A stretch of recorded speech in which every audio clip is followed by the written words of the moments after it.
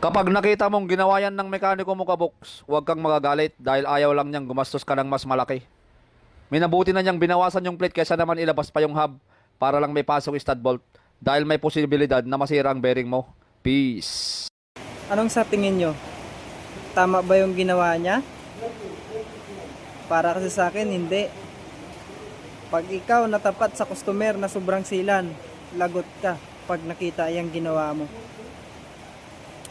Pag ikaw din yung may shop, sigurado, kasiraan ng shop mo yan, ang ginawa mo, pagsira ng plate. So pag kaya naman ng customer, kung sinasabi mong masisira yung bearing, kung kaya naman ng customer, why not? 'Di ba? Basta nasa tamang gawa. Huwag lang yung ganyan na parang binaboy mo yung sasakyan nila, tapos magbabayad naman sila. Pag natapat ka sa customer na sobrang silan, lagot ka, kasiraan ng shop mo yan. Huwag mong sirain yung mga imahe ng kasama nating mekaniko. Maling diskarte yan, buddy.